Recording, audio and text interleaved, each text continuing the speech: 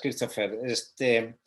Pues bueno, esta charla viene bueno, pues a colación de una de las materias que de hecho tenemos en la maestría en cine documental de la Universidad de la Comunicación, que es primero bueno, pues se llama de la idea al papel, ¿no? El proceso de escritura, el proceso de investigación y de guión en cine documental. ¿Por qué lo he llamado el arte de la investigación documental? ¿No? Porque hay muchos estigmas, ¿no?, sobre lo que es la investigación, y como todo estigma hay muchas ideas equivocadas de lo que es la investigación. La investigación, para empezar, y bueno, pues algunas de las personas que están cursando la materia actualmente, ¿no?, como es el caso de Frank, pues ya lo saben, ¿no?, ya lo hemos hablado. Toda producción cinematográfica implica una documentación.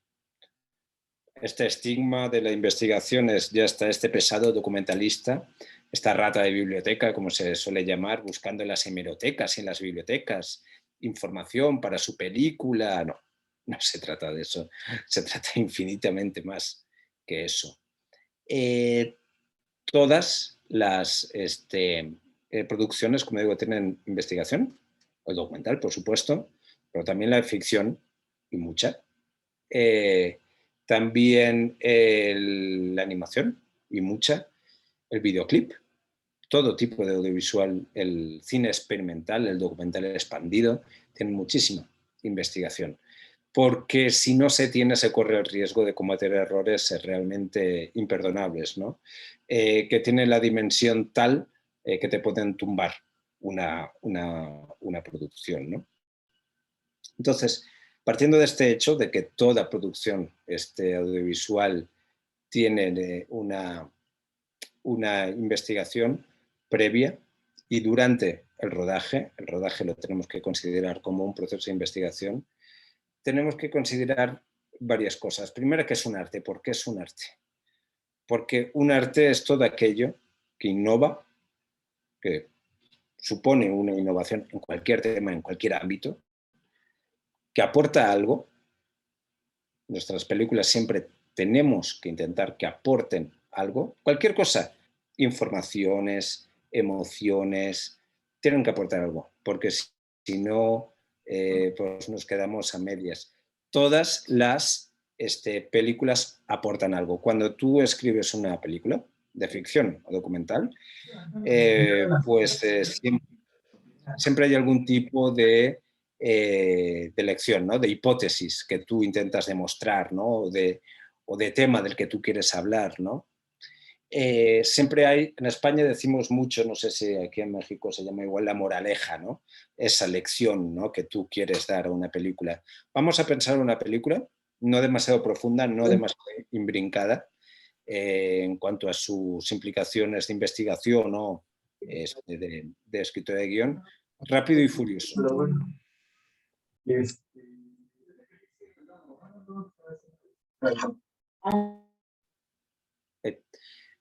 ¿Alguien ha visto alguna de las 40 películas que se han hecho ya de Rápido y Furioso? O 60 o 20, no sé cuántas se han hecho. Todas tienen una investigación y todas tienen un tema. Y todas te dejan una lección, por decirlo de alguna manera, ¿no? Normalmente, de las 2 o 3 que he visto yo, vi las 2 o 3 primeras, te dan siempre una lección sobre el poder de la amistad, ¿no? Entonces, esto es el tema sobre el que nosotros tenemos que hablar, ¿no? Cuando tú hablas de exconvictos, como son la mitad de los personajes que hay en Rápido y Furioso, tú tienes que investigar cuál es el sistema penal y procesal que hay en Estados Unidos. Cuando tú hablas metes personajes orientales, japoneses, y filmas la película en Japón, tú te tienes que informar mucho de las costumbres que hay en Japón y de la vida cotidiana que hay en Japón. Porque si no lo haces, y además a la velocidad que están las redes sociales sacando los errores, sacando los fallos, y con la velocidad inusitada que tenemos en México para hacer memes, el riesgo es tremendamente brutal. No sé si han visto una película que es de Tom Cruise, la franquicia de Tom Cruise, ¿cómo se llama? Misión Imposible. que hay una secuencia en España. La pueden buscar en YouTube. Meten cagada de Tom Cruise y ahí vas a ir. Es una secuencia que él es bueno, él siempre es el bueno, ¿no? Y va persiguiendo al malo, no recuerdo mucho la trama, pero está en España y empieza una persecución, ¿no? Y si se dan cuenta, en el 80% de persecuciones que se dan en el cine norteamericano, casi siempre atraviesan un desfile de cualquier tipo, pero siempre hay un desfile de por medio. Esto es también porque aporta confusión barata. O sea, no tienes que filmar en demasiadas calles para que el malo se escape del bueno. Simplemente metiendo 100 extras ya lo tienes solucionado. Eso abarata mucho la producción. Esa es la razón por la que siempre hay desfiles cuando alguien se está intentando escapar. Pero no sé si recuerdan que es una persecución en la que se está Tom Cruise, que de repente hay gente llevando un Cristo o una Virgen, ¿no? Haciendo referencia a la Semana Santa de Sevilla. Sevilla es la capital de Andalucía, que está al sur de España. Pero de repente atrás hay corriendo unas personas vestidas de blanco con un pañuelo rojo que están como corriendo detrás de un toro. Eso es Pamplona, el País Vasco, al norte de España. Es una fiesta internacionalmente conocida, los Sanfermines y los encierros, ¿no? Y de repente vemos una de estas vírgenes, uno de estos cristos, una de estas imágenes prendiéndose fuego, haciendo referencia a las fiestas de las Fallas, que son en Valencia, que es la costa mediterránea de España. Juntaron en una misma fiesta tres tópicos, tres fiestas de España. No metieron una sevillana y un torero, no entiendo por qué. O sea, porque lo podrían haber hecho perfectamente. Y si me apuras, un mariachi podrían haber metido. Esto es una falta de documentación realmente brutal. O sea, una falta de documentación que no tuvieron, digamos, chance de que un investigador colabore en la investigación de la película y después revise el guión y pueda detectar errores, ¿no? de este tipo. Lo que trabajamos mucho en las clases, digamos, en escritura documental, es que, como hablaba antes, ¿no? Del estigma, de que hay muchos tipos de investigación, ¿de acuerdo? Investigar es descubrir algo nuevo, dar un paso más adelante en cualquier tipo de tema, de ámbito o de lo que sea. Pero la investigación es mucho más que eso. Y lo primero que hay que hacer para investigar un tema, antes que empezar a leer libros o lo que sea de cualquier tema, si queremos hacer una buena película bien investigada y posteriormente bien escrita, con un buen guión, nos tenemos que hacer una seria pregunta que nadie se hace. Normalmente nadie se hace a la hora de empezar a escribir una película es, ¿qué tiene que ver esta película conmigo? Como directora o como director de la película. ¿Por qué yo voy a hacer una película sobre esto? ¿Cuál es mi implicación personal? ¿Qué tiene que ver conmigo o con mi entorno? Porque eso te puede dar muchas claves, pero muchísimas claves para escribir la película. Pueden ver cientos de documentales, sobre todo cine documental mexicano, que parten de cualquier tema, hablen de lo que hablen, de cualquier personaje, de cualquier acontecimiento, de cualquier tema, parten desde un punto de vista personal. Parten desde un punto de vista personal. Entonces, nosotros tenemos que empezar a escribir ensayos. Cuando hablo ensayos es agarrar un cuaderno y una pluma y empezar a escribir yo qué pienso de este tema, yo qué conozco de este tema, por qué conozco de este tema, y a partir de ahí, de este ejercicio introspectivo, van a salir muchas ideas buenas que teníamos delante de nuestras narices y no las veíamos a la hora de hacer el guión final de la película. Ya escribamos un guión antes del rodaje o ya hagamos el guión en la mesa de edición, ¿no? en la mesa de postproducción. La forma en la que yo suelo trabajar es sin guión. Hago una escaleta, escribo lo que yo quiero filmar, lo que yo quiero sacar de cada secuencia y filmo. Y después en la mesa de edición yo me organizaré junto con el editor, ¿no? Con la editora, para ver qué sale de ahí, ¿no? Ese es el primer punto. ¿Qué tengo que ver yo con esto? ¿Y por qué quiero hacer una película sobre esto? Y esto nos lleva a una segunda cuestión. Cuando recibes en el festival de 1.500 a 1.700 documentales al año, ves grandes películas, pero luego ves los errores más frecuentes a la hora de hacer una película, ¿no? Lo segundo que tenemos que plantearnos es, igual que lo primero es ¿por qué yo voy a hacer esto? Es a la inversa. ¿Por qué al espectador le tiene que ser interesante esta película? ¿Por qué a mí me tiene que interesar 4 güeyes a todo trapo, Rápido y Furioso? ¿Por qué me tiene que interesar eso? Porque tiene una historia bien intensa de efectos especiales, de accidentes y de amor y de sexo. Ok, esa es una razón. Es el ejemplo que le pongo siempre a los alumnos, ¿no? Yo tengo una abuelita maravillosa, a la que tengo mucho amor, se me hace un personajazo, se me hace que su historia es muy entrañable y además tengo la fortuna de que tengo mucho material grabado sobre ella, ¿no? En su edad mediana, en su juventud, en su perecho, o lo que sea. Cuando digo mi abuelita, digo cualquier familiar, ¿no? O sea, quiero hacer una historia bien personal, como hay miles y miles y miles de películas en todo el mundo y sobre todo en América Latina. El documental introspectivo personal, que es un formato de ensayo, es muy latinoamericano, ¿no?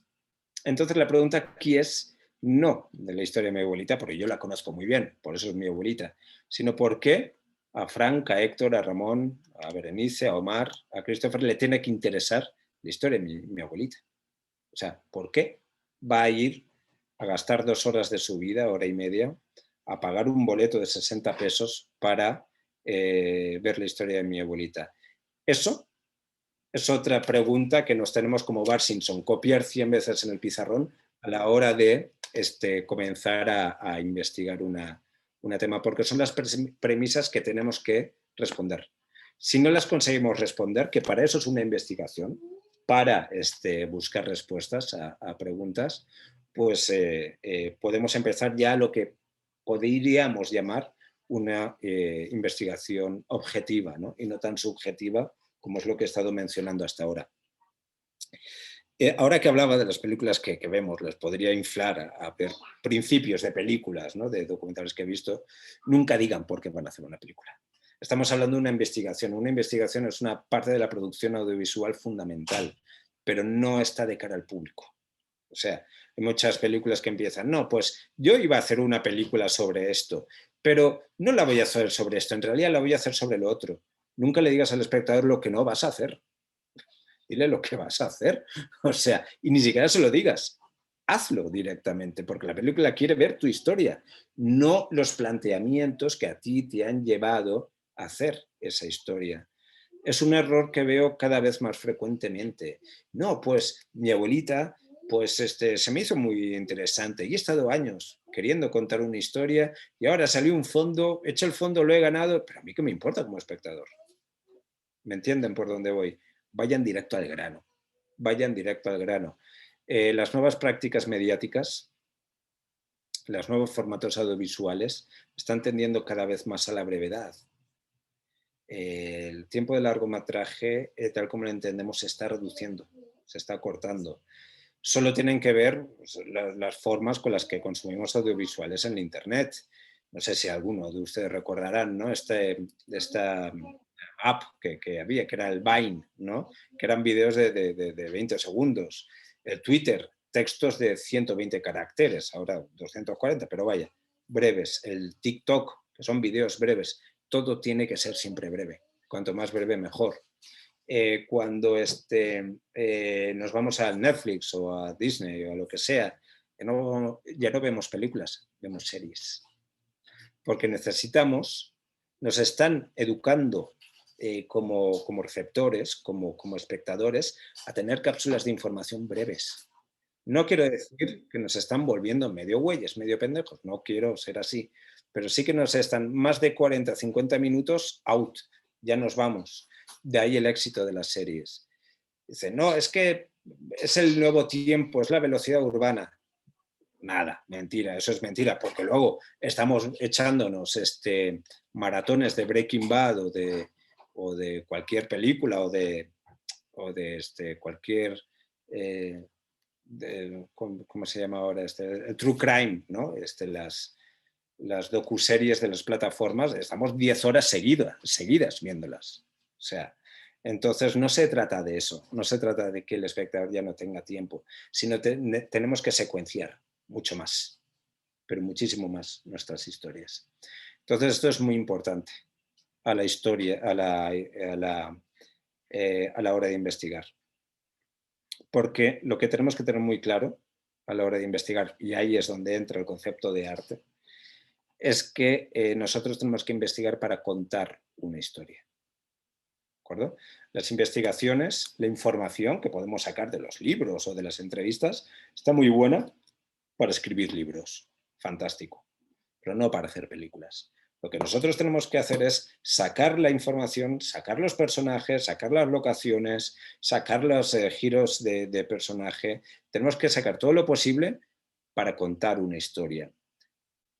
¿Qué es una historia? Esto ahora mismo están todos los showrunners de Netflix, todos los showrunners de Amazon como que son los más innovadores, ¿no? Esta ideología de la innovación que ahora no, ahora somos los mejores, los más innovadores. Esto viene de los estoicos, esto viene de los griegos. O sea, esto viene antes de los fenicios, o sea, desde 1000 años antes de Cristo. Entonces, ¿qué forma parte de una historia? Necesitamos un qué, un cómo, un cuándo y un por qué. Luego necesitamos otra cosa, que es filosofía pura y dura, pero muy elemental. Nosotros vamos a hablar de algo siempre. Siempre vamos a hablar de algo. Aunque hagamos la obra más conceptualista y experimental, hablamos de algo. Hace años estuve en el seminario Flaherty, que se hace en Nueva York, donde van los más nerds que somos del cine documental del mundo, y a una semana encerrarnos en una universidad a hablar de documental. Vino un videoartista canadiense y nos mostró un cortometraje de 10 minutos que era un plano fijo de un chuletón, un bistec crudo. 10 minutos, un plano. Estuvo 2 horas hablándonos de lo que él quería decir con ese plano. O sea, equivocado, no equivocado, muy ido, poco ido. A mí no me gustó nada, obviamente, eso no va conmigo, pero todo el mundo siempre tiene algo que decir. Toda persona, acontecimiento, todo en la vida tiene causas y tiene consecuencias. Nosotros por la mañana nos lavamos los dientes. ¿Por qué? Porque están sucios, causa. Después de lavárnoslos, están limpios, consecuencia. Cuando hay un asesinato, como vemos en el True Crime de Netflix, hay causas. De hecho, el hilo argumental suelen ser las causas, ¿no? La infancia del psicópata, cómo fue maltratado por el padre y odia a las mujeres y todo este tipo de cosas. Esas son las causas. Y luego están las consecuencias. Siempre hay consecuencias. Cuando hablamos de causas y de consecuencias, estamos hablando de contexto, de nuestro personaje o de nuestro acontecimiento. Ese contexto es lo que diferencia el documental del resto de géneros cinematográficos y de géneros como el reportaje. Entonces, cuanto más nos fijemos en causas y en consecuencias, vamos a hacer un documental mucho más completo.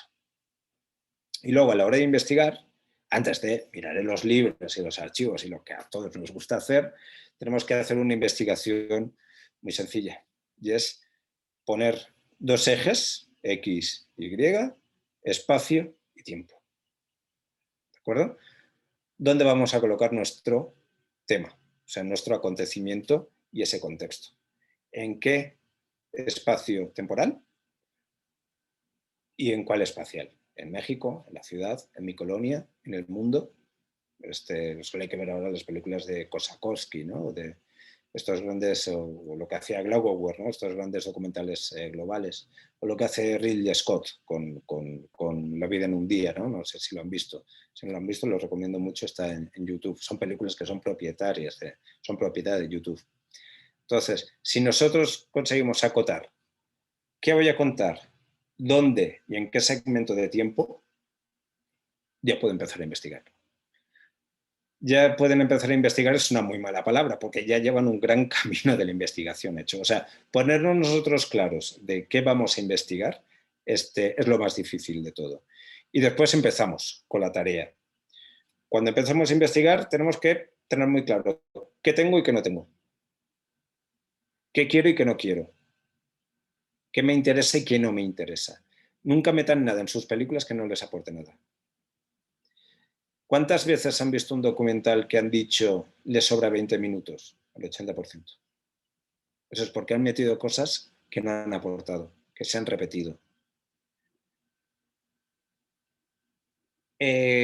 Cuando empiecen a investigar tengan en cuenta también otra cosa muy, muy clara. Necesitan perseguir una hipótesis. Ustedes tienen que querer decir algo. Todo el mundo quiere decir algo, siempre. La objetividad no existe, la inocencia no existe, y el cine es una de las manifestaciones artísticas más intencionales que hay. En España hay un dicho, ¿no?, que es el cine es el arte con más mala leche que hay. Tengan en cuenta una cosa, el arte, todo el arte, todas las manifestaciones artísticas, y se pueden ir a cualquier manual de historia del arte, ha surgido siempre bajo un paraguas muy grande, bajo un amparo muy grande. El cine no. El cine es la única manifestación artística que no ha surgido bajo el amparo de la Iglesia Católica. Es la única.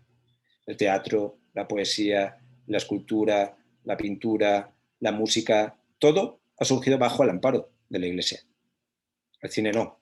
Tengan en cuenta que los cineastas tenemos un ego impresionante y hacemos el mejor arte del mundo, el más seguido por todo el mundo, aunque la industria del videojuego está muy por encima de la cinematografía. El videoclip es 25 veces más visto que las películas, pero bueno, así somos los cineastas, ¿no? Sin cine el mundo no podría funcionar. Y hacemos el arte por excelencia. La historia del cine no es ni una uña de grosor de lo que es la historia de las expresiones artísticas de la humanidad. O sea, que a los cineastas nos convendría tener un poco más del ego un poco más calmado, ¿no? Porque no somos tan... El cine es un arte que está en pañales, realmente se está empezando a inventar ahora mismo, ¿no? Cualquier crítico de cine ahora mismo le estaría dando un ictus de escucharme. No sé si habrá alguno por la audiencia, pero podríamos hablar de esto porque bueno, van a poder intervenir ya en cualquier momento, ¿no? Entonces, a partir de aquí, cuando tenemos estos elementos claros, que son los más difíciles de tener claros, es cuando empezamos a investigar. ¿Qué investigamos? Datos, obviamente, que lo que quiero investigar. Me han mandado a hacer un documental biográfico, ¿no? Pues tengo que investigar cuándo nació este personaje, ¿no? Ok, investigamos datos. Investigamos también personajes y locaciones.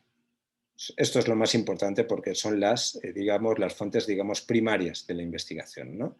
Un personaje, ¿no? ¿Por dónde se mueve? No, pues este personaje, vamos al documental más difícil de hacer, ¿no? El biográfico, el histórico, ¿no? El más difícil de hacer, digo, porque siempre es el más aburrido. O sea, porque bueno, pues voy a contar la historia, la escribo, la locuto y ya está. Y luego, pues tú te comes ese ladrillo, ¿no? Ok, vale, pues fulanito nació en tal pueblito. Ok, primera locación, me apunto, hay que ir a este pueblito. Vale. Pero su primera novia, por la que su papá lo echaba de casa, vivía en el otro pueblito. Ok, vamos a este pueblito. Tengo que buscar amigos de la infancia de este personaje. Tengo que buscar a la familia. Tengo que buscar a sus amigos. Tengo que buscar a sus enemigos. Los enemigos siempre dan mucho más de sí que los amigos. Siempre. O sea, absolutamente. Entonces, es armar lugares y personas, lugares y personas, lugares y personas. Y eso te va a llegar a otros lugares y a otras personas. Los lugares hablan mucho. Los lugares dicen mucho de una persona o de un acontecimiento, ¿no? Lo habrán visto en muchas películas, ¿no? Aquí se asesinaron a 5 personas, ¿no? En un ataque del narco. Y sacas el escenario del crimen. Y el cerebro humano se activa directamente. Ya se está imaginando todo lo que ha pasado ahí, ¿no? Y tú simplemente tienes que poner el plano con el espacio vacío. El espacio vacío es ese. Les recomiendo mucho, si no lo han leído, a Peter Brook, que acaba de fallecer, el gran teórico del teatro, que es una teoría que es totalmente aplicable a la cinematografía. O sea, el espacio vacío, cómo habla y cómo los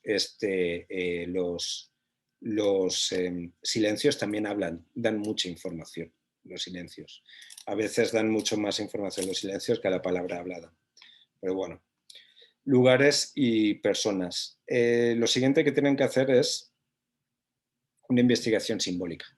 Una investigación simbólica, como bueno, pues, los alumnos que están ahora mismo en la maestría ya saben, es qué asignación le doy a cada lugar o sobre todo a cada persona en la historia. Recuerden, estamos contando una historia. Toda historia, vamos a volver a la ficción, tiene un bueno y un malo, un protagonista y un antagonista. El protagonista tiene un círculo de personajes, ¿no? La familia, la mujer y el amante. La mujer que siempre ha tenido un espacio pasivo en la historia del cine, no aporta a sus papeles protagónicos, ¿no? Simplemente es el apoyo, o es la amante, o es la esposa, o es la prisionera que hay que rescatar, ¿no? Y que cuando estamos huyendo siempre se cae, siempre tropieza. Si se encuentra, siempre tropieza la mujer, o sea, el personaje torpe. Así es como ha tratado en la historia del cine la mujer, siempre. Pero vaya, te quieren decir, hay un mapa de personajes que son antagonistas, protagonistas, y todos cumplen una función en la historia, ¿no? El traidor, el apoyo, ¿cómo llamarlo? Incondicional al protagonista. Ok, todos en la construcción de la historia tienen una función simbólica, el bueno o el malo. Nosotros tenemos que hacer lo mismo. Este personaje es el principal, este es el secundario, este es el bueno y este es el malo, para poder empezar a contar la historia que acabaremos en la isla de edición. Esa es la investigación simbólica. Y luego está la iconográfica. A la hora de escribir un documental mientras estamos investigando, hay dos corrientes en el cine documental. Uno es escribir el guión y otro es no escribir guión. Pero siempre, en todo caso, hay que escribir una escaleta. ¿Ok? Voy a contar mi película con esto y esto y esto. Ok, cuando ustedes escriban, ustedes tienen que estar viendo la película. Viéndola y escuchándola. El gran problema es que nos centramos siempre en la imagen y nos olvidamos del sonido. Y una película se escucha también.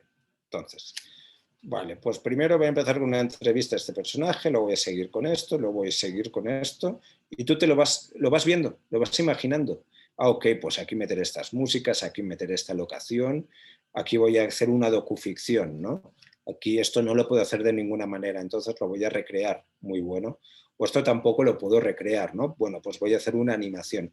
Tú poco a poco vas viendo tu historia y vas haciendo, sin darte cuenta, un primer guión técnico de la película.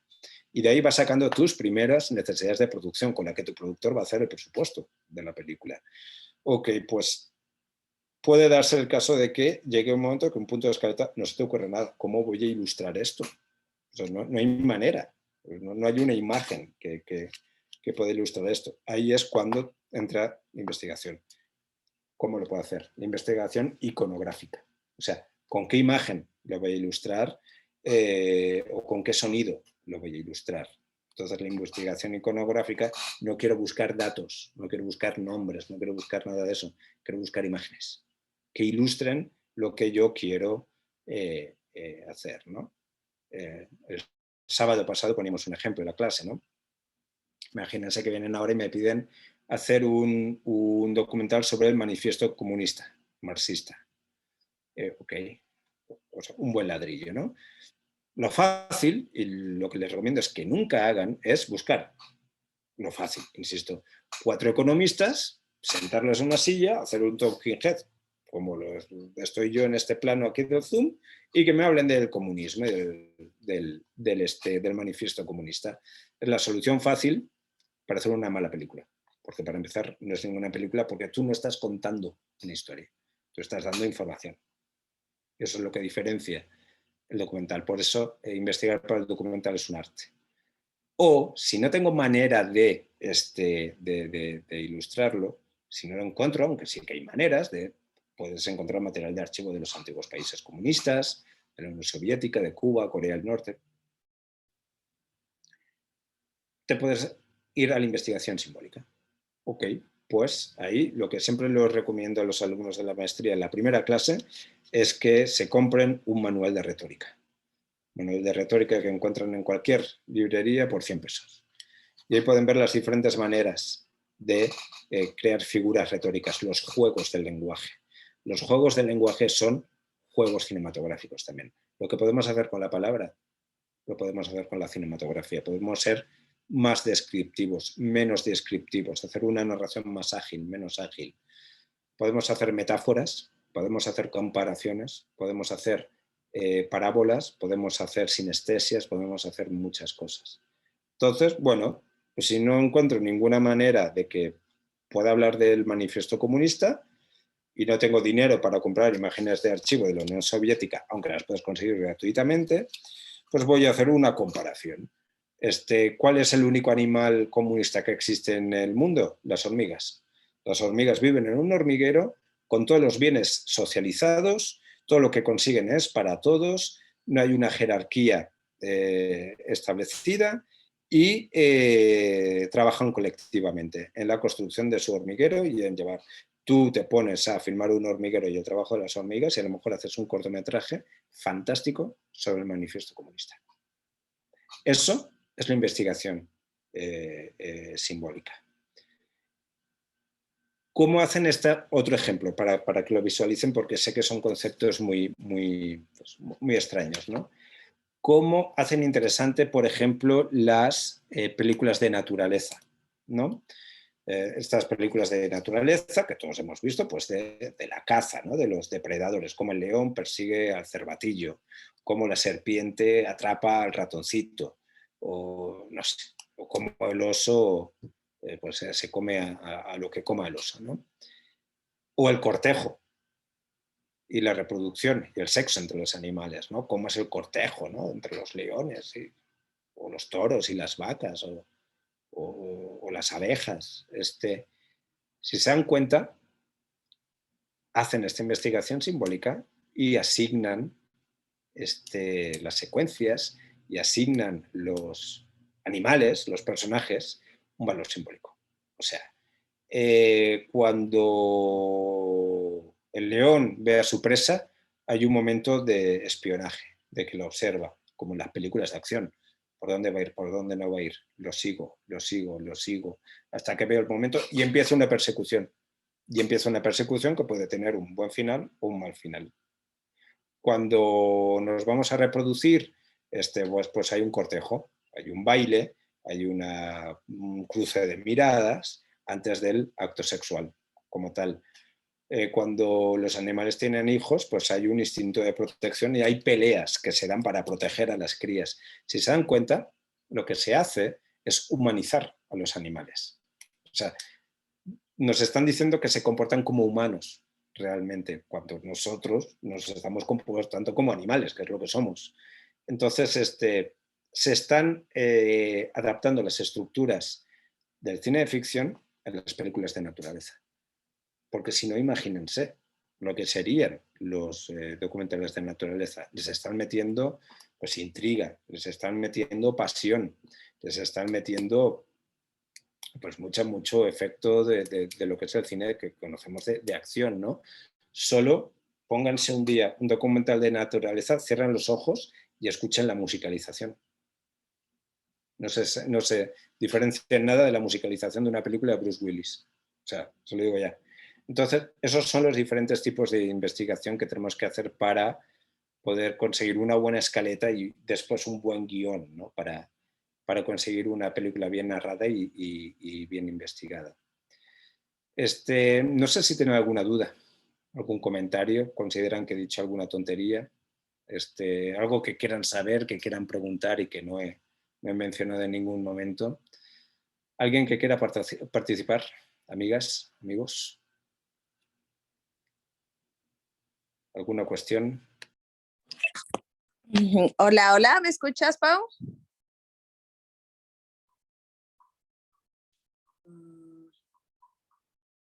Hola, hola, ¿cómo estás, Ana?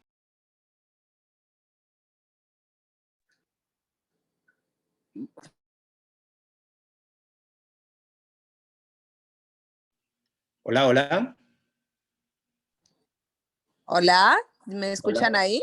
Sí, sí, te escuchamos, dime. Ah, bueno, pues sí, justamente ahora que murió el maestro Peter Brook, ¿no? Y que eso, pues es un referente, ¿no? Digo, en el teatro, ¿no? Con todos estos trabajos que tuvo, ¿no? Y justo que cuando hablabas, ¿no? Del espacio vacío, ¿qué es esto, no? Digamos, la potencia de un cuadro vacío, de un espacio vacío, de un silencio, ¿no? Que, pues eso, creo que el maestro Peter Brook lo desarrolló muy, muy lindo en su teoría teatral. A mí me gustaría, no sé, como ejemplos específicos de documentales que de alguna manera exploten como estos espacios, ¿no? Digo, sí, a partir de imágenes así, ¿no? Yo estaba pensando, por ejemplo, no sé, el trabajo de Tatiana Hueso, de La Tempestad, ¿no? De que eso, ¿no? Hay como, solamente vemos como espacios así, muchas veces sin gente, ¿no? Pero con toda la narración por detrás se vuelven poderosísimos y pues eso, igual si tú recuerdas como algún otro ejemplo así como pues para verlo y echarle ojito. Sí, claro, a ver, ese es un tipo de documental que es sobre todo muy, muy centroeuropeo y muy sudamericano, ¿no? Es una narrativa que aquí en América Latina pues se difundió sobre todo en Chile y en Argentina. Eh, se hacen una película de este tipo, nunca la presentan en un festival de Estados Unidos, están fritos, o sea, no tienen nada que hacer. Son películas que dejan que los espacios o que digamos, las rutinas, las cotidianidades, sabía que no me iba a salir la palabra, dejan que hablen por sí mismas. Eh, Eso provoca que tengan un ritmo lento, esas películas, y es por eso, porque la alimentación de la película tiene su propio ritmo, que es el ritmo de los personajes, ¿no?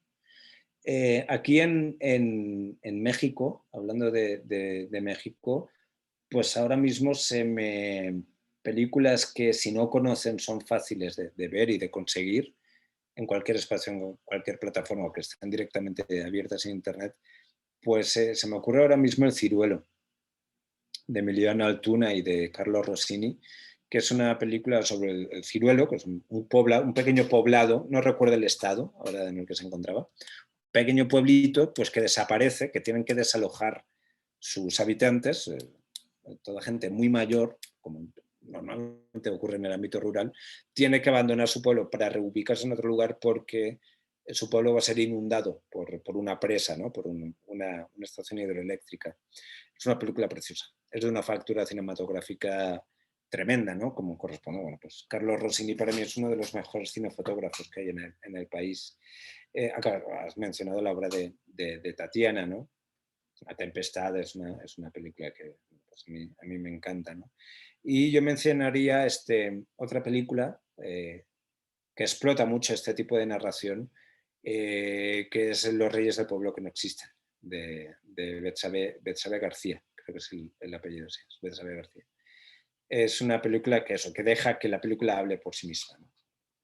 Que no hay interferencia del director y que no impone nada el director a la película, ¿no? Hay aparentemente, parece que el director deja la película solita, ¿no? Y que la película funciona, cuando es al revés, es uno de los géneros cinematográficos más complicados de hacer para mí y en el que un trabajo de dirección más fuerte hay, ¿no? Lo que pasa es que luego el resultado no lo aparenta, ¿no? Pero es que eso es realmente lo difícil, ¿no? Es como el fake, ¿no? No es fácil hacer un fake, ficcionas y tal, y ya está. No, no, espérate. O sea, ficcionar y parecer que todo sea real, ojo, eso es muy difícil. Eso es muy, muy, muy difícil. Entonces, esos son ejemplos que yo te podría dar de este tipo de, de películas. Hay cientos de películas que son verdaderas obras maestras de este tipo de cine, ¿no? Para empezar, todas las sinfonías, ¿no? de los años 20 y 30, pero hay una película que está en la biblioteca de DocsMX y que la maestría del cine documental está disponible. Una película que ganó el festival hará 8 o 10 años, que se llama El libro de la tundra, que es bueno, pues una película totalmente contemplativa de cómo viven bueno, pues las, digamos, ciertas comunidades indígenas que hay en Siberia, en el norte de Rusia, y cómo es la vida cotidiana con temperaturas que oscilan a veces entre los 40 y 50 grados bajo cero, ¿no? Es una película maravillosa, o sea, realmente maravillosa, son sobre todo juegos cinematográficos, ¿no? Y bueno, les podría estar hablando de miles de películas.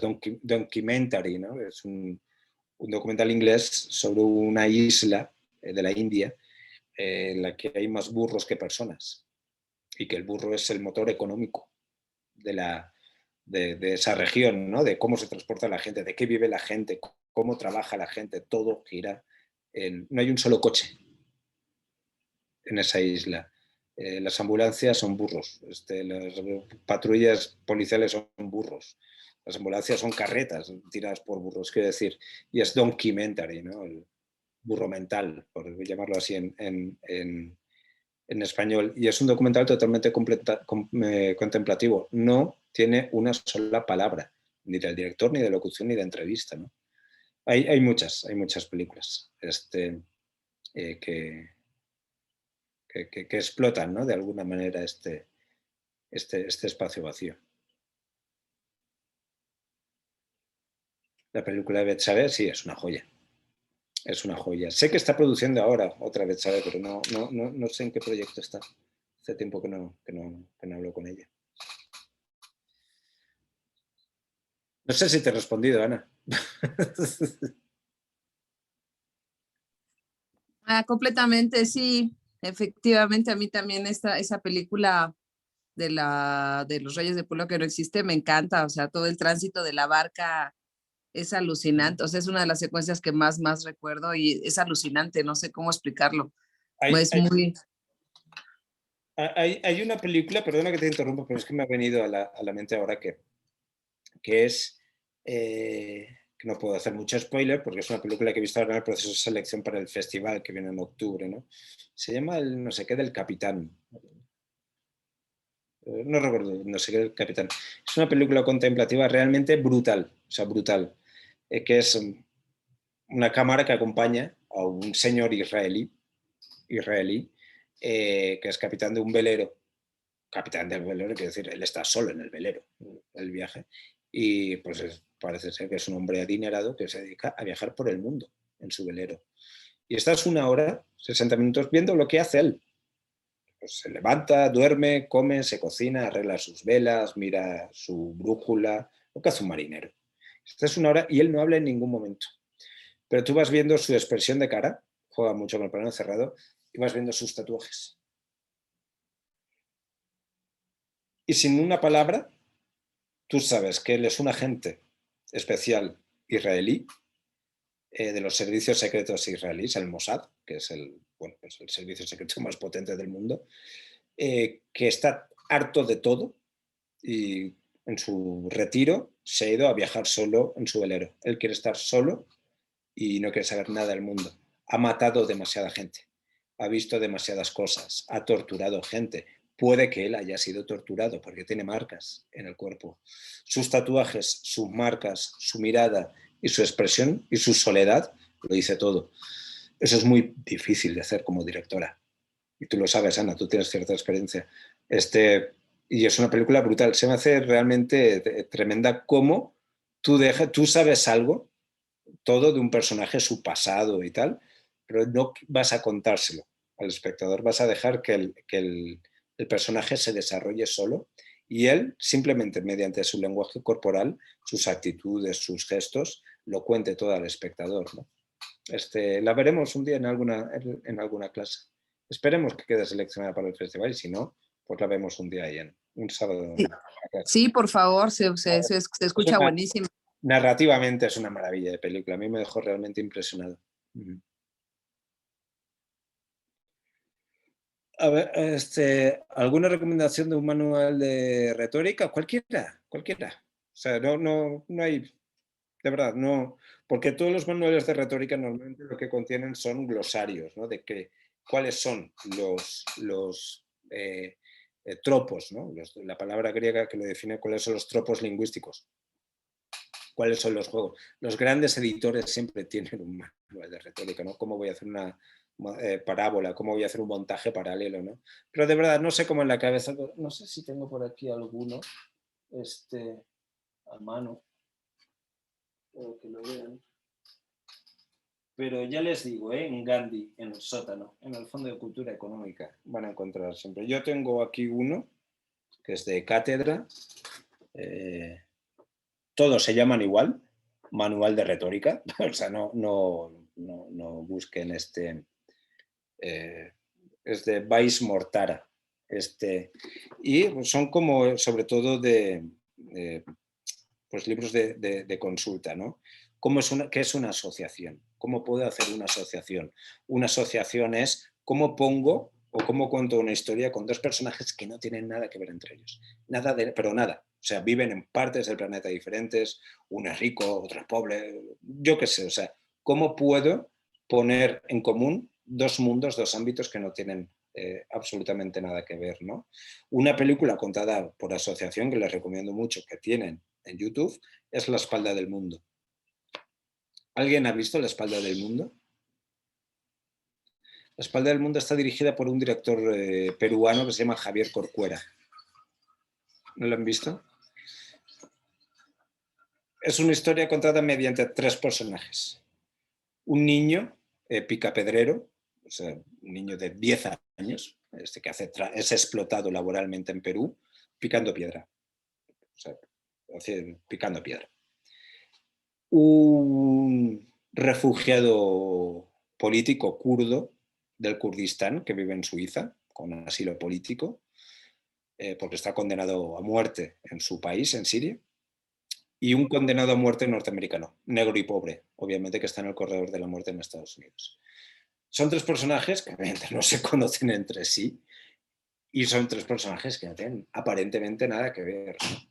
Y se construye una película que es realmente impresionante. El guión de esa película es de Fernando León de Aranoa, no sé si lo ubican, un director español muy, muy reconocido en España. Ahora arrasó los Goya, los Arieles españoles de nuevo. Lleva con 7 o 8 películas, lleva como 35 Goyas ganados. Hizo una película ahora que se llama El buen patrón, ganó como 10 o 11 Goyas, con su actor fetiche, que es Javier Bardem. No sé si han visto alguna película de Fernando, Los lunes al sol, sobre la problemática del paro de los desempleados en España con Javier Bardem. Ganó 15 Goyas con esa película. Hizo el guión de este documental. Y eso es una asociación. O sea, ¿qué es la espalda del mundo? ¿Qué es la espalda? Es la única parte del cuerpo que no nos vemos, que no nos podemos ver, por mucho que hagamos. Ni siquiera en La niña del exorcista se ve la espalda. ¿Quiénes son la espalda del mundo? Aquellas que no queremos ver. Ok, voy a buscar 3 ejemplos de espalda del mundo. Y por asociación puedo construir una historia realmente maravillosa. Entonces, insisto, cualquier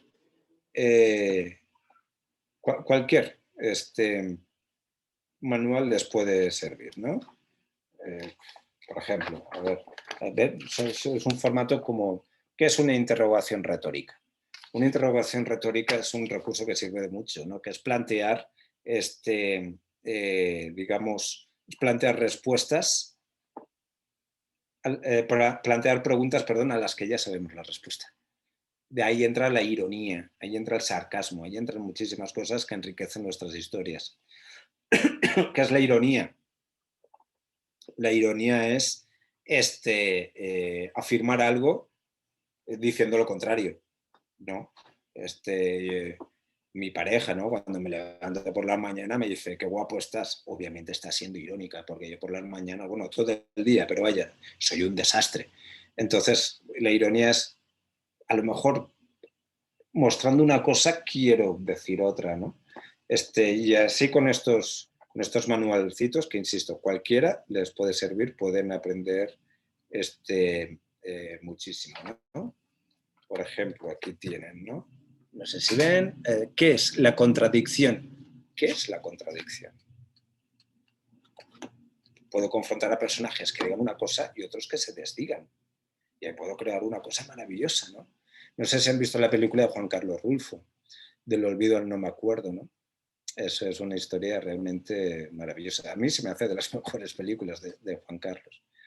Quiero decir, esto es una maravilla y no se caliente la cabeza. Cualquiera que encuentren es bueno. Este de cátedra no se lo recomiendo aquí en México porque existe, pero es una edición española, por lo tanto es de importación y está cara, le puede costar 300, 400 pesos o 500. Yo creo que pueden encontrar unos más económicos exactamente de la misma calidad. Este lo tengo aquí porque me lo traje de España y tiene el precio en pesetas. Imagínense si tiene tiempo. ¿Alguna cuestión más? La película del marinero, es que no lo recuerdo. Creo que es El destino del capitán. Fate of the Captain. Es El destino del capitán. Es el título que le pusieron en inglés. El buen patrón está en Star Plus. Véanla. Es una película maravillosa. Es una comedia. Es una comedia, pero con un fuerte trasfondo social, ¿no? Que hace un retrato del típico empresario promedio español, ¿no?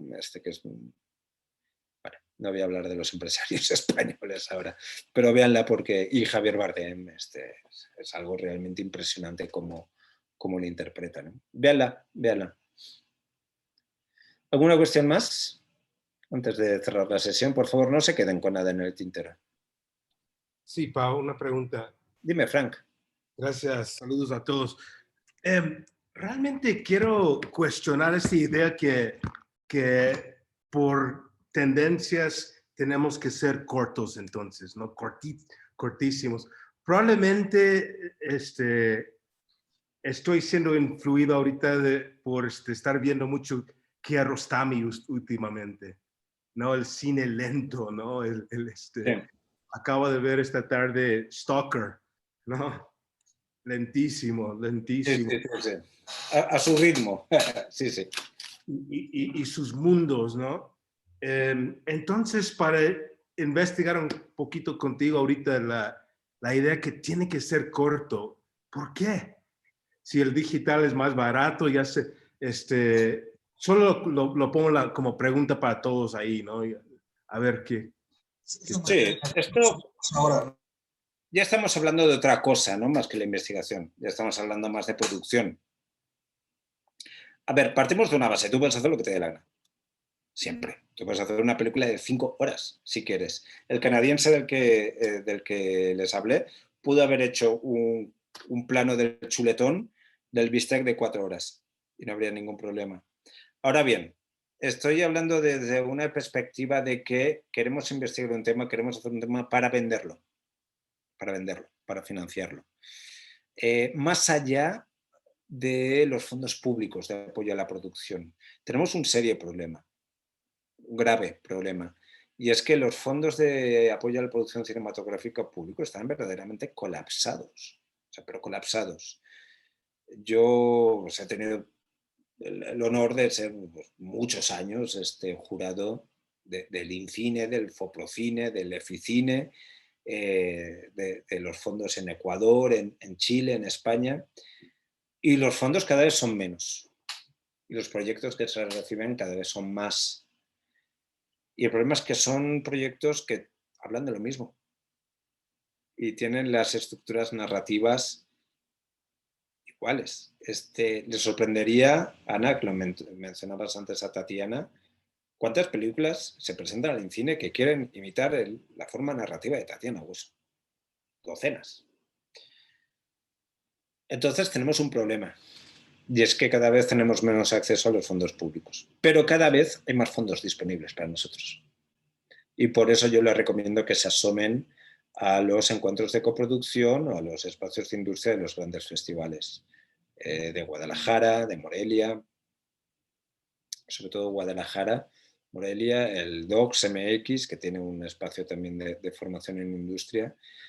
Y nos sorprenderá ver que cada vez hay más fondos, sobre todo internacionales, disponibles para producir las películas. Ahora bien, te piden formatos cortos, Franca, a eso me refiero. Entonces, yo te recomiendo que tú hagas tu película, la que quieras, 180 minutos, fantástico, pero tengas preparado una media hora, un 30 minutes o un 60 minutes, porque es con lo que le vas a vender.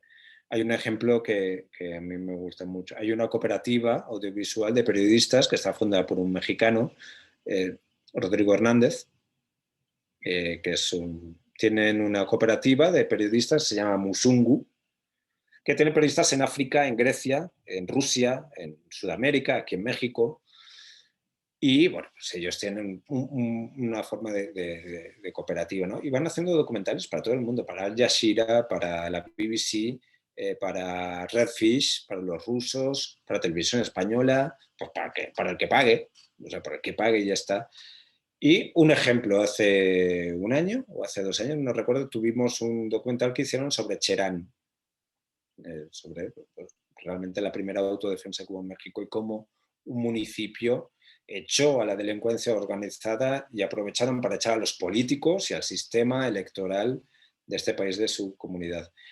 Ellos esto hicieron un knock-doc de 5 minutos y luego una pieza de 23 minutos.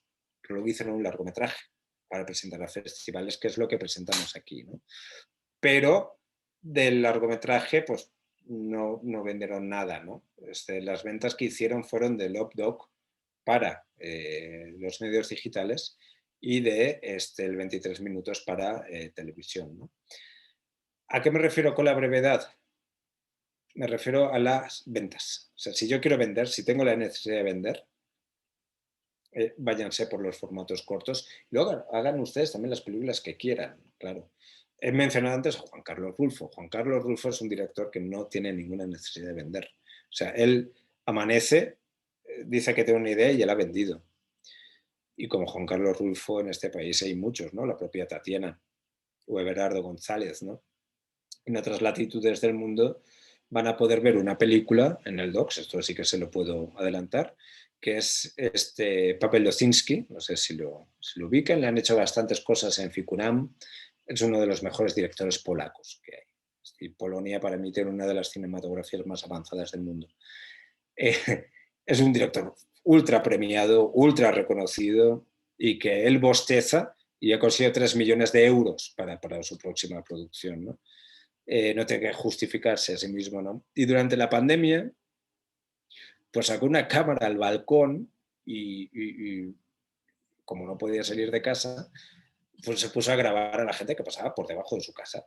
Vive en un primer piso, por lo tanto, con un boom, con una caña, podía, pues ganó Locarno con eso.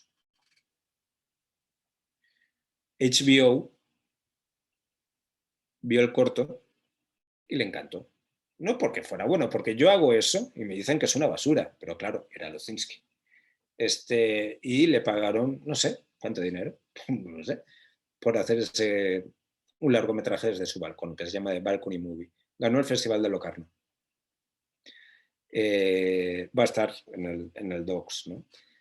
Quiero decir que es que todo depende de los ámbitos en los que nos movamos, ¿no? Entonces, yo lo que siempre digo, o lo que siempre aspiro desde la maestría es que nosotros pretendemos vivir de esto, ¿no? Yo siempre aspiro a que un documentalista pueda vivir de hacer documentales. Luego están los casos de los periodistas, que además de su ejercicio hacen documentales. O los historiadores, que aparte de su ejercicio hacen documentales. Los sociólogos o lo que sea, ¿no? Pero los formatos breves siempre son mucho más fáciles de vender. Para ir a festivales, ahí sí, Frank, largometraje. O sea, sin ningún tipo de problema. Yo siempre lo digo, cuando tú escribas tu película, una película dura lo que tiene que durar, ni más ni menos. Si dura 3 minutos, dura 3 minutos. Si dura 240 minutos, pues dura 240 minutos. O sea, no hay ningún problema. Una historia dura lo que tiene que durar. Eso sí, no la alargues. O sea, si dura 5, que dure 5. Si dura 10, que dure 10. Pero no la alargues. No sé si te... nosotros estuvimos mucho tiempo batallando con el INCINE. Primero porque pedía guión para los fondos de producción cinematográfica. Y segunda, porque para conseguir que el INCINE tuviera algo más de viabilidad económica, los fondos de producción durante mucho tiempo pedían 2 formatos de tu película, tu corte de director y tus 52 minutos. O sea, tienes que entregar un corte de 52 minutos y otro de lo que a ti te dé la gana. Pero el INCINE, el área comercial, lo que va a salir es por el mundo e intentar vender tus 52 minutos. Y se vende. Y así el INCINE recupera al menos parte de la inversión que ha hecho en tu película. Así funcionan muchos institutos de cinematografía del mundo y me parece bien. O sea, me parece bien porque además eso al principio lo hicieron y hubieron muchas quejas, ¿no? Y con razón, porque claro, dame 2 versiones pero te pago lo mismo. Te doy el mismo $1.000.000, el mismo $1.200.000 cuando tienes que contratar en la mayor parte de las ocasiones a otro editor para que te haga esa otra versión, ¿no? Entonces los costos de la película aumentaban mucho, ¿no? Pero bueno, se consiguió ese aumento de presupuesto también. Pero sí, los nuevos... Ayuda a que te vean también, ¿no, Pau? Digo, de alguna manera ese tipo de movimientos que hacen, pues también ayudan a que te vean, ¿no? En más lugares, tu proyecto. Sí, sí, sí, como se dice ahora, ¿no? Se viraliza más una historia, ¿no? Yo soy amante del largometraje porque es un largometraje que aguanta, que se cuenta bien la película, es que es un peliculón y es un historión. O sea, siempre pongo el mismo ejemplo, ¿no? Hace 5 o 6 años tuvimos una película ecuatoriana, se llama Mi corazón en Yambo. Yambo es un lago en Ecuador, tristemente conocido porque lo usaron mucho para desaparecer a los presos políticos durante la represión. Y es la historia de 2 hermanas que van buscando a su hermano desaparecido y con una investigación llegan a localizar incluso a los soldados que llevaron a su hermano a este lago, ¿no? Claro, como programador de un festival, yo vi que duraba 190 minutos, duraba 3 horas la película. Claro, como programador te espantas, ¿no? Y dices, ya casi esta película está eliminada. Doku también es una piedra, ¿no? De alguna manera en la cuestión para el visionado y ese tipo de cosas, ¿no? Pero luego te llevas las sorpresas, es que lo que tenía que durar, se contaba fantástica. Eran 3 horas, pero eran 3 horas. O sea, una gran sorpresa que tuvimos que pasar en una carpa porque la Cineteca no nos la podía dejar pasar, porque la Cineteca tiene el problema del sindicato de que los proyeccionistas no pueden pasar nada más que dure más de 2 horas, ¿no? Es un ejemplo, ¿no? Un ejemplo que te doy de que si una película tiene que durar 3 horas, 3 horas. Sí, perdón que te interrumpa.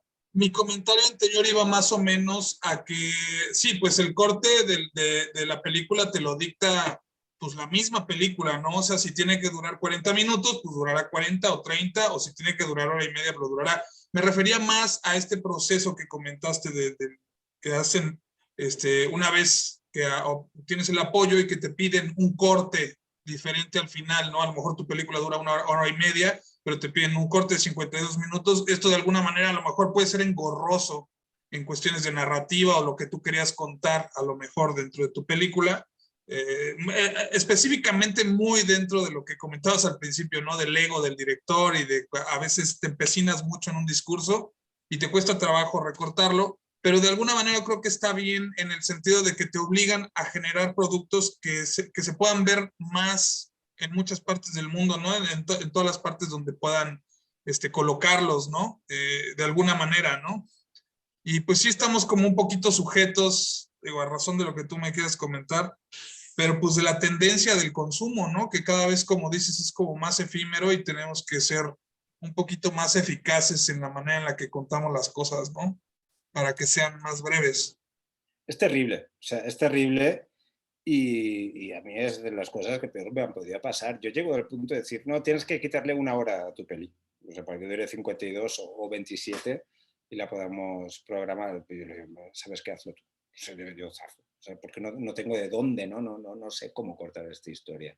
Es como si, a ver, ¿cómo me pides que cuente el cuento de los 3 cerditos y del el lobo que sopla con una casa? No, son 3 casas. La del primer cerdito, la del segundo cerdito y la del tercer cerdito. Si no son 3 cerditos, la película no tiene sentido. Y con mi historia pasa lo mismo, ¿no? Es terrible. Y en algunos casos imposible. O sea, tú a lo mejor has montado tu película de manera que no hay manera humana. Por eso, yo lo que digo es que a la hora de investigar tu película, o de escribirla, o de filmarla, esto ya lo tengas en la cabeza. Ok, esto lo voy a tener que contar de dos maneras diferentes. Si tú esto lo tienes en cuenta desde el principio, a lo mejor este problema te lo estás ahorrando. No sé si te referías un poco a eso. Claro, sí, sí. Digamos, esto que nos obliga el formato de precisamente ser previsores a la hora de castigar nuestra narrativa hasta cierto punto, donde Claro, ya lo tengamos previsto, ¿no? claro, porque si tú tienes un largo de 90 minutos y te piden un 52, 53, todo el mundo se cree que es tijeretazo. O sea, me chingo 3 personajes de secuencia y ya. No, a lo mejor el 52 empieza de otra manera. A lo mejor empiezo la peli por el amor del personaje. ¿Por qué no? Pues porque me da la gana, porque soy el director, ¿no? Pero a lo que me refiero es, tengamos esto desde el principio de la producción. Como dice Frank, ¿no? Mi película dura 170, es lo que quiero hacer. Sí, pero mientras estés filmando, ten en cuenta que esto te puede pasar, que esto te puede pasar, que esto te puede pasar. Y que lo que es una buena noticia, que es una venta, que no se convierta en una pesadilla, ¿no? O sea, o en un imposible, ¿no? Por decir de alguna manera. Porque a lo mejor eso nos permite financiar nuestra próxima película.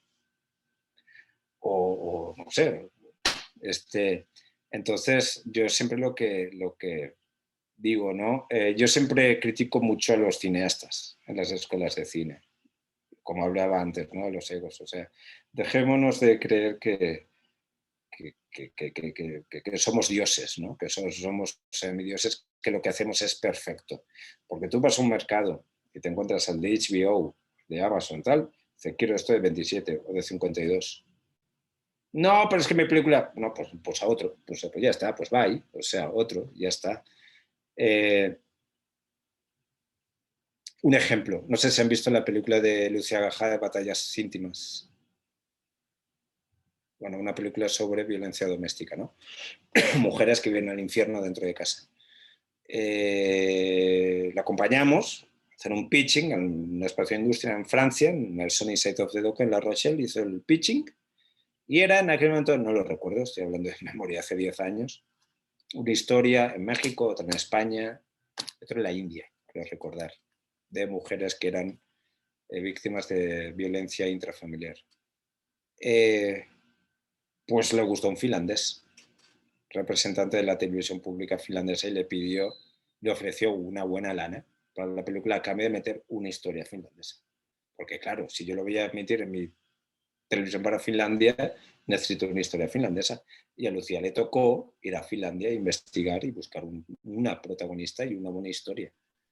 Y eso son 20 minutos más de la película.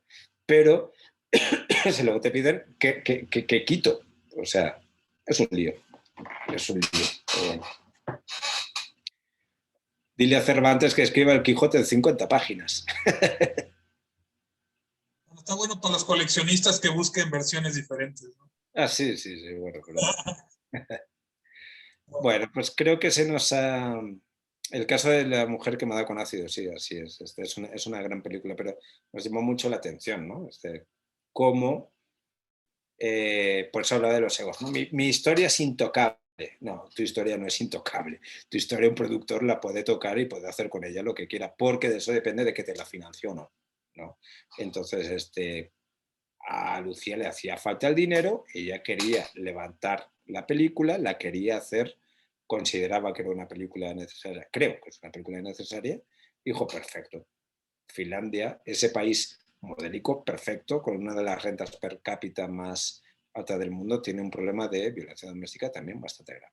Por lo tanto, se fue para allá a investigar, ¿no? Entonces, tengan en cuenta que su historia siempre puede cambiar y se la pueden cambiar cuando quieran, ¿no? De alguna manera. Pues un placer, de verdad. Muchas gracias por estar aquí. Oye, Pau, antes de irnos me gustaría mucho saludarte. Y preguntarte, hace un momento hablabas de los montos del cine oficiales, si nos puedes decir cómo está actualizado y estos fees que se pagan en las plataformas, si tienes idea de cuánto es lo que están ahorita actualmente ofreciendo. Nadie lo sabe. Las plataformas practican un ocultismo absolutamente tremendo para hablar de dinero. Primero, tienen una forma de producción totalmente opaca. Me hace mucha gracia cuando empiezo a ver una serie de Netflix, veo una producción original de Netflix. Una producción original es lo que yo te diga, no es una producción. Es una producción que Netflix ha comprado. Lo segundo, los precios de adquisición no se pueden revelar por un contrato de confidencialidad que tú firmas con ellos. Y la tercera, tú no les puedes preguntar, oye, ¿cómo va mi peli? O ¿cómo va mi serie? ¿No? Así como una editorial te da un corte trimestral de cuántos libros has vendido, ¿no? O Cinemex o Cinépolis te dicen, mira, en tu primera semana tuviste tantos espectadores, en tu segunda semana tal. Netflix no da las cifras de audiencia. O sea, a ti te paga lo que te paga. Si tu película la ven 3 personas o 3 millones, ya no es tu pedo. O sea, porque además no tengo esos datos. No hay manera de saberlo. Es como estos festivales, ¿no? Que ahora con la pandemia han dicho, no, las películas de Docs MX las vieron 100.000 personas. Mentira. O sea, en muchas plataformas, Vimeo, YouTube o Facebook o Twitter, si tú ves el vídeo más de 5 segundos ya cuenta como un visionado. 5 segundos, 5 segundos. Por lo tanto, ¿cuánto paga Netflix? No se sabe. No, cuando hablo de Netflix hablo de todas las plataformas comerciales. Las independientes es otro rollo, obviamente. Pero no hay manera de responder a tu pregunta. Yo no lo sé. Y mira que he estado con la gente de Netflix, de Amazon, estuve ahora en Docs Valencia con ellos y les pregunto y se ríen. Cuando se los preguntas se ríen. Nunca te lo van a decir. Y cuando te digan la cifra que van a pagar por tu película o por tu serie, que yo no digo que esté mal pagado o bien pagado, es que no lo sé. Aparte del contrato, vas a tener que firmar un contrato de confidencialidad. Entonces, no tengo la menor idea. Excelente, Pau. Pregúntales a No Ficción, a Daniela Latorre y Elena Fortes. Ellas suelen vender bastante a Netflix, pero no te lo van a decir, no por mala onda, sino porque no puedo. Claro, claro. Bueno, pues se nos fue un poco la hora, pero no importa. Siempre es un placer estar con ustedes. ¿Cuándo empezamos, Pau? La siguiente generación de la maestría, las clases, empiezan el 6 de agosto, sábado 6 de agosto. Este sábado, el periodo de inscripciones está abierto hasta el 5 de agosto, hasta el día de antes. Recuerden que la maestría es sabatina, las clases son solo el sábado por la mañana. Y este sábado, 9 a la 1:30 de la tarde, tenemos una charla con Óscar Valderas, no sé si lo ubican. Óscar es, bueno, pues para mí uno de los mejores periodistas que hay ahora mismo en el país, un periodista que está especializado en la nota criminal, ¿no? En delincuencia, sobre todo en delincuencia organizada. Él es un proveedor de personajes y de historias. Él está trabajando ahora mucho con muchos documentalistas, con Everardo y tal. Él ha sido reconocido muchas veces, ¿no? Tiene muchos premios, el García Márquez. Ha sido amenazado muchas veces también. Y nos va a dar una plática mucho mejor que la mía, os lo puedo garantizar, sobre una investigación. Esto va a ser en la universidad a la 1:30 y es un evento abierto, o sea, pueden venir, no hace falta que estén inscritos. A la 1:30, de hecho, creo que la charla va a acabar como con un asadito, pues vamos a poder ahí comer unos bisteces, unos tacos y tomar una cervecita con Óscar. Y están más que invitadas a venir el sábado. Y la nueva generación, las clases arrancamos el 6 de agosto, el sábado 6 de agosto. Muchas gracias. Pues que tengan muy buena noche. Espero que la hayan disfrutado y no es una despedida porque van a seguir habiendo eventos y bueno, pues actividades y nos vemos en la universidad y un placer verles. Igualmente, Pau, beso. Ana, Saludos Frank, desde Puebla, muchísimas gracias. todos. Que tengan muy buena noche. Que estés muy bien, hasta luego, gracias, saludos a todos. Saludos.